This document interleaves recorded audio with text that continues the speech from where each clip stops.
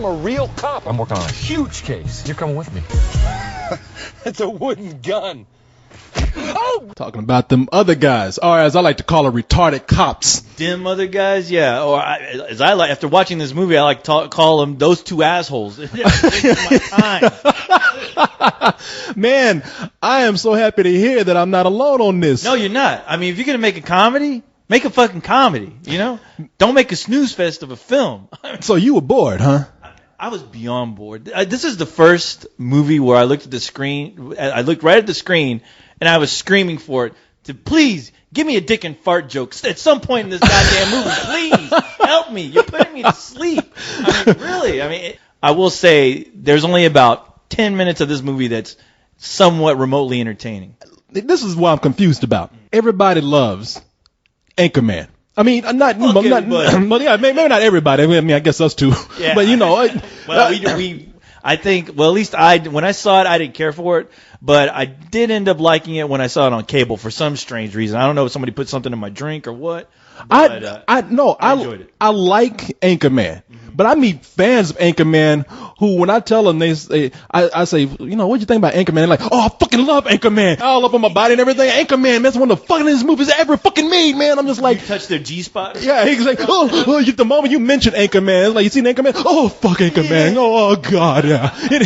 Whoa. Ron Burgundy. But no, yeah, what the? It ain't that goddamn good. No, I like Anchorman. Don't love it, but everybody loves that. Now, I do like Talladega Nights. You know, I love Talladega Nights. I had more love for Sacha Baron Cohen's character in that movie. That he won me over. Honestly, that was probably like the last Will Ferrell movie that I really thoroughly enjoyed. That you really, really liked. Yeah, I think that was it for me too. Like, maybe the one where he was the ice skater. You know, the one. I thought that was okay. Yeah. Even though it's completely forgettable now. I don't remember jack shit. What was the name of that movie anyway? What was it? Will Ferrell on Ice. Yeah, Will Ferrell on Ice. Oh, But man, okay, so I like Will Ferrell. I don't exactly hate this guy's comedies, even though Step Brothers is a movie I despise. That movie does have a huge fan base, only because I know a lot of people who love that movie. I heard one guy on NPR today talk about how he thought that was one of the best slapstick comedies of the decade. Really? And I was just want to slap him with my fucking stick. You know, and I saw that on DVD, and I liked it, and I just kind of forgot about it after seeing it. Yeah, I don't know what it is, man. That movie pissed me off. It's just me. I know a lot of people really like that movie. I was this close to, at my screening, just getting up and looking at the crowd and just turning to them in the darkness and like, the fuck are you laughing about? This is stupid. I thought you were going to tell me you're at the audition. You didn't get the role. I didn't get the Will Ferrell role. but sir, you blick. Yeah. But what the fuck? I'm a I'm a step brother. We don't need to be blood related. I know. You ever seen Different Strokes? You ever seen Twins? God damn it. Make me the Gary Coleman up in this bitch. What I'm leading up to is this director, Adam McKay. I have never seen somebody who made so many goofy movies that everybody just adores. I mean, I'm not talking about like your white trash and your project people and shit, you know, your lowbrow, your retarded people. I'm not even talking about those. Who wants to talk about them? No. They don't matter. You know, those are smart people that got me fooled. Leave them forgotten. Yeah. Put those people to death. But the smart people, I don't understand what they see in all these movies. I really don't. I mean, they again, like the NPR crowd, they love this guy's movies. The director is Adam McKay. So what I'm going to say here, and I'm just going to be presumptuous, I'm just going to say that people love this director so much that they walked into this movie, the other guys, ready to eat it up. Oh, I bet, yeah. Well, I think people just walk into any Will Ferrell movie waiting to eat it up, because when I saw it, I mean, there was just nothing but kids. I mean, it was like a party inside that theater. But let me tell you what, that party is high energy as it was the first like 10 minutes of it. That party just started to become lame. You felt a vibe, like people just wanted to get up and leave, but they couldn't. Really? Yeah, but they couldn't because they paid like $12 to go see that goddamn movie. Yeah, and they were there at midnight because you saw it at a midnight screening. Yeah, I They saw were like, that at midnight. they were like, Midnight Movie Madness. All by my lonesome. all by yourself. I wish I could have been there with you, brother. I wish so too. So we could have suffered together. at least we could have made fun of it. You know how many movies that we've suffered through together, and we got through it because we were there. You know, and it's like making up our own script. Yeah, exactly. Making up our own scripts. I mean, if nothing else, we just looked at each other funny and just like, shit. I'm looking at this movie and I'm just saying, I've seen the reviews and some of the advanced word of mouth on it, some of the advanced press, and people are liking it more than they're not liking it. So again, I feel like I'm that minority of people who just does not understand this kind of comedy. And I'm not even highbrow myself. I'll take a dick in the fart joke when it's funny. Like I said, I was begging for that. I've never seen a movie that just got so lazy, especially when they set up the premise of it. The only thing that's ridiculous about it and enjoyable is that first like 10 minutes, and that's only because there are two other rockstar cops, you know, that are taking over the story at the beginning, which is The Rock and Samuel Jackson playing Shaft again. He does. He's had that same leather jacket from Shaft, same sunglasses, same goatee, same retort, motherfucker. Man, lines, Lee, I guess since you're going this route, let me go ahead and set this up. Now, this movie does have a great setup, man. You get these two cops played, as you mentioned, by Samuel Jackson and Dwayne Johnson. And I'm just going to call him The Rock. Save some syllables here. I can't remember his real name. No. It'll always be The Rock to me. That's easy. And everybody loves these cops, man. And when they go out and they start, because they do everything that action heroes do. They get in the car chases, they jump on the cars, they blow up stuff. They're in the middle of explosions. They're in the middle of it. They somehow manage to live through it. The only thing is, they fuck up everything that they do. I mean, yeah, they blow up stuff, but the stuff that they're blowing up is valuable property with people probably getting killed. Yeah, collateral damage to a whole new. Oh yeah, no, they're in the action-packed car chases, but those criminals get away. And the thing is, they're complete dicks about it. They know they're costing the city millions of dollars, and their only way of going, hey, this is okay because you know what? We're in New York City, the greatest city of all time. Oh no, everybody's like, yeah, you know, Samuel Jackson got on his Shaft shades and his coat, and everybody's like, they just look like rock stars. Yeah. They must be doing something right, but no, underneath it, they're the worst cops. Don't you get the feeling that if Samuel Jackson really was the cop, he'd be like that cop? Oh, I think that's how they act in real life. I mean, Samuel Jackson, because in the movie, he looks so crazy, man. He's riding down the street with all his teeth going, that little gap in there, like, yeah. Don't you imagine, like, if he was on a case, he'd just fuck up everything. You know, he'd just, come here, motherfucker. Don't run from me. God said, come here. The guys, it's just parking tickets. Stop. Kicking over desks. Throwing that water jug all over the place. For no reason. Yeah. Calm down, Samuel. I know. You just feel like he just be, like, on edge all the time. Good job there, detective. Look, you get off my back and let me do my job. Motherfucker. I'm doing paperwork. What's that he say? I'm doing paperwork. Motherfucker. You see this mug right here? You read that? It says motherfucker on it. Because that's all I'm saying today. Motherfucker. That is his signature. Yeah. That dude ever decides to copyright the word motherfucker, he's got it, man. Obviously, he needs to start making shirts on this shit. With his mouth wide open. Motherfucker! Man, but it's only a matter of time. Only a matter of time because these cops are so dangerous that they are a danger to themselves. And you know that at some point, I'm not going to say how, but they're going to be taking out the movie. I know, because you know what? They're not on the poster. So that should give you a hint. So they got to go. Yeah. Now, so these two guys, they exit. What happens there is that they leave a slot open, two actually, for some more Rockstar cops. The two main guys who are eyeing this are the cops who are played by Mark Wahlberg and Will Ferrell. Mark Wahlberg is sort of your renegade cop, you know, hard-edged out there doing the dangerous stuff. Will Ferrell, he's the crazy one. Will Ferrell is just happy to be a desk jockey. He loves doing paperwork. In fact, when Samuel Jackson and Dwayne Johnson come in and say, guys, thank you for helping us have sex with all these women, get out here and do all the cool work on the street. The reason why we're able to do that because all of you do our paperwork. Yeah, all our bullshit that we don't want to do. That we don't want to do. Shit. We don't want anything a part of. We know. All right. Listen up. We're having a celebration tonight at Butter. Brody Jenner's gonna be there, and most of you are on the list. You're the best. Guys, I'm going to say something right now. We couldn't do our job if it weren't for you guys doing all the paperwork, answering the phone. All the gunfights, all the car chases, all the sex we don't want to have with women, but we have to all do to what you guys do. Thank you. And we do it again and again. Hey, you shut your face. If we want to hear you talk, I will work your mouth like a puppet. You hear me? Cash bar. Yes. He's up. And everybody else was thinking the same thing. Man, these guys are dicks, but what are we going to do? Everybody loves them. We can't speak up and say anything. But Will Ferrell's the one that it says, oh, I'll do your paperwork. I love to do it. Just the biggest kiss ass in the world. Now, he's taking pictures of the fucking guys. I was like, what? Now, they somehow decide that the best way to get into that super cop role is to go out there and start taking cases on their own. It's only a matter of time before they do find a case. And this case involves some big corporate guy played by Steve Coogan, who has somehow managed to embezzle not millions but billions of dollars from about 50 dangerous people from all around the world. The thing is, it seems like he's almost oblivious about it, which is kind of funny because he's like, oh, yeah, that's what I did. Yeah, you got one guy who's in there, I'm going to fucking kill you, man. You don't get my money. It's like, oh, hey, I got a plan, you know?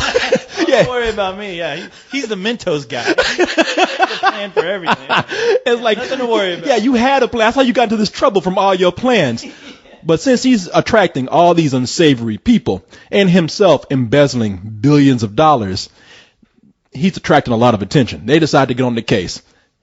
It doesn't get any deeper from there, okay? I mean, what do you expect? You get Will Ferrell and Mark Wahlberg. They're playing a couple of dumbasses, and that's what you get, a lot of dumbassery in this movie. It is, and that's where the movie honestly starts to slow down because once they establish that, okay, these two guys obviously are yin and yang, and they Donnie Wahlberg's character does not like Will Ferrell's at all.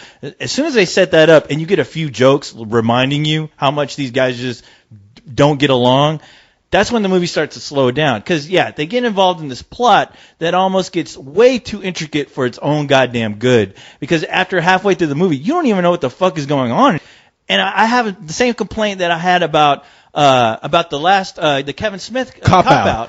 To where I was like, I know these guys are kind of paying homage to the buddy cop film, but has any of these guys actually sat down and watched one recently?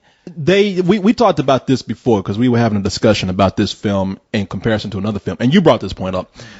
You compared it to something like Hot Fuzz, where, look, Hot Fuzz is so familiar with that buddy cop action genre, and they know all the cliches in there that they know it well enough in the writers, Edgar Wright and Simon Pegg and Nick Frost. I mean, all those guys know it so well that they know how to turn every one of those cliches around to make it something funny. And something new. And something, that's the key word, something new. Because the main problem with this movie, as with Cop Out, if you're not very clever with the jokes, then it seems just like another action movie, a lame action movie most of the time. Yeah, and the thing is that there's not enough action in this movie, to even call it an action film. The biggest action set pieces that you're going to get is at the very beginning with Dwayne Johnson and Samuel Jackson. And that's it. And running into newer characters like Will Ferrell's wife, played by Eva Mendes, where the whole running joke with that is that she's just incredibly fucking hot,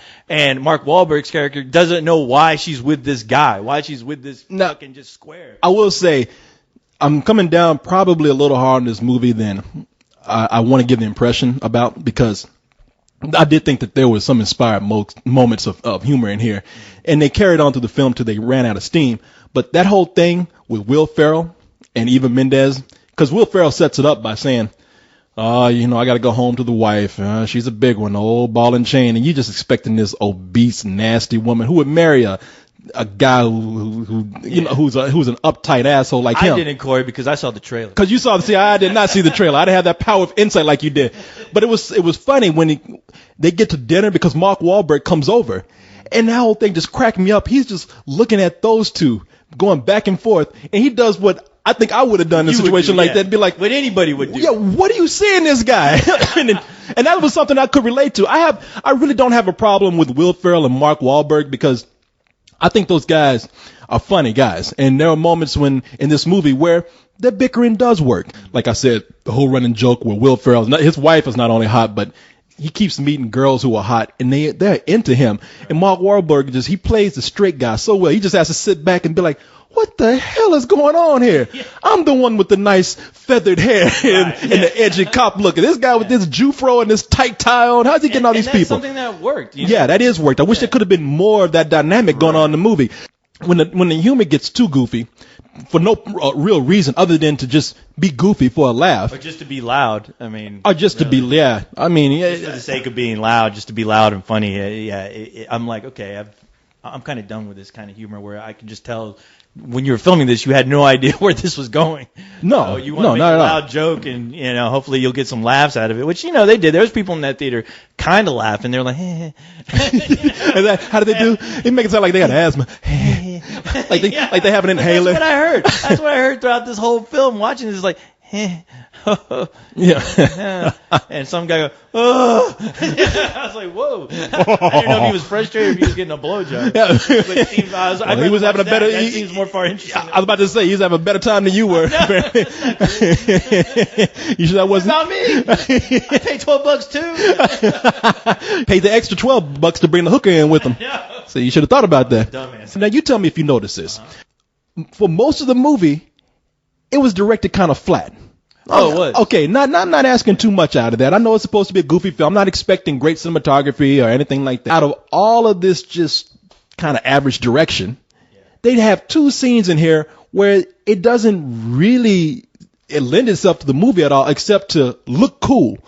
Like that scene where in the bar and they did they panned around the bar with that bullet time kind of. Yeah, where you see water and clothing and midair and everything. It's like somebody taking pictures during an action scene. Yeah. Very much like that short with the clowns. Online, on YouTube. Yeah, doing that bank heist. That scene really didn't lend itself to the story and it really stood out as in, hey, we got the budget to do something cool. Let's do it. And then there's a shootout at the end that's done in all slow motion with some overused song that we've heard used plenty of times. And well, whoever they hired to do that first 10 minutes with whatever film that was, that's what my problem with this film is I wanted to see that first 10 minutes that The Rock and Samuel L. Jackson, the film they were in. Yeah. That's what I wanted to see throughout the entire movie.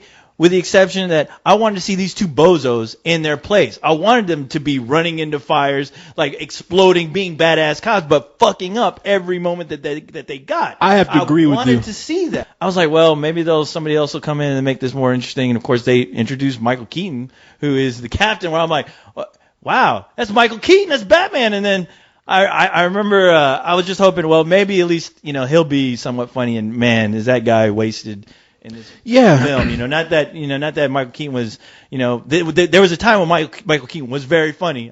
How can you forget Mr. Mom? He's one of the prime examples of a joke that, first of all, is introduced and just comes out of nowhere, and then it keeps going. It's a running joke that came out of nowhere and plays itself out quick. He does this whole thing with TLC songs. Yeah, he's like, it's a joke with TLC songs, and man, and all I thought was like, oh, Batman. What? Hey, Michael Keaton got old too. Dude, let me tell you, there was a shot in here, and I didn't really notice it until the very end, the last shot of him, where they do a close-up of his face. Like, it's like they zoom in on his face. I swear to God, I thought I was on the internet looking at Google Maps. Because that guy got so old, he had so many lines. I thought I saw your house in his face. You probably did. I was like, oh, no. I know. You pull out and Michael Keaton's just smiling at you. I know. I'm Google Maps. That fool is almost. Shit. Did he age through this movie? Did this movie make him old? That's what I was thinking. I was like, man, what the hell's going on? Because in the movie, maybe it's because I just wasn't looking that hard, but I was like, hey, it's the Michael Keaton that I love. And then I looked at the end of it, I was like, who the fuck is that? Like, when is Yoda make an appearance in this movie? Poor Michael Keaton. Hey, I still love you, Michael. Hey. And I could tell he was just really trying hard just to be funny, but it's like, he's been out of practice, I guess. I mean, come on, I man. wasn't feeling it. I'm sure you can't feel his face. I'm sure he wasn't feeling it either. I don't know what happened. That dude looks like We're all going to get old. I know. Hope. Yeah, that's like we probably won't get as old as fast as he did, because apparently he did in a matter of 2 hours watching this movie. He started out looking like Michael Keaton. He ended up looking like a rock at the end of this movie. I was waiting for him to go, see, guys, I was just like these young cops here. This is what happens when you always hang out during the explosions. That fireball hits your face. This is what you look like. But even he had his moments where he was funny. Yeah, again, he had some moments. Again, there's some scenes. Not enough to No. I mean, a lot of these people, this script can't support the talent that they have in this film. Like I said, I'm not trying to come down too hard on Will Ferrell or Michael Keaton or Mark Wahlberg. I see the moments where they are good in this movie. All right, I keep sitting here and I keep saying, what is it about these movies that everybody loves? Why do these movies work? Why are these movies so popular?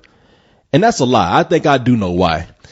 These Adam McKay movies, they're the type of films where I think they dump everything that they thought was funny into the script or into the movie or into their ad-libbing.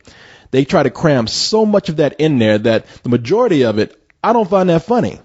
Now, for the average audience member out there, the more non-discriminating person, that's good for them. The more jokes you get, the more value you get for that, I don't know, $50 you spend on your ticket or whatever. Great for you. Now, for that NPR crowd or somebody like them, that crowd that seems to be a little more highbrow, why does it work for them? I believe that it's because there are about, a handful of jokes, no more than 4 or 5 that really are clever and that work. And for that crowd, they are so clever, they're clever enough to where they can forgive everything else that is anywhere from mediocre to bad in the movie. And you also have a good salesperson for these jokes. You have Will Ferrell. Now, for years, I've said that Will Ferrell, I'm getting tired of seeing him do the same thing. I believe that he's capable enough and talented enough to try something just a little bit different than that whole screaming thing and yelling thing that he does all the time. And believe me, he does a lot in this movie. But he is a master at being that man-child or that socially awkward guy who's oblivious to his own stupidity. And you combine him and his talent at doing that with those handful of jokes. And when I said 5, I was being generous with those handful of jokes that work. And you get a movie where a lot of people are willing to forgive everything else that might be potentially bad with the film. I myself, all those things that I found unfunny, they outnumber the funny things in the movie. And it's hard for me to ignore that. So I'm just going to have to give this movie a rental. I was really hoping that, Mark Wahlberg would at least have one good line, and honestly, he didn't. I found him really boring, really uninteresting. I thought he was trying a little too hard, and I'll blame the script, because I don't think he's a comedian, so I'm not gonna blame his ad libbing.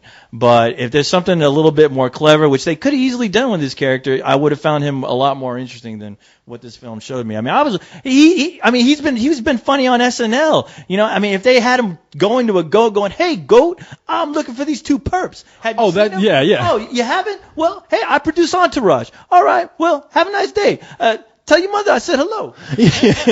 Maybe that's what they needed in this movie. Mother for me. Maybe they needed him teamed up with a goat. I don't know. That would have been funny. That would have been hilarious. We'll send them goats to you. Walking up looking for perps, but asking farm animals about it. Interrogating farm animals. That's what I needed. That's the next to do. That is the next Mark Wahlberg movie. Him going up and fucking with farm animals. Yeah. How you doing, horse? Seen anything suspicious lately? Yeah, no. hey, Goat, hey, have you seen this perp here? Yeah. Like, don't fucking lie to me. It goes, bang. By the way, say hello to your mother for me.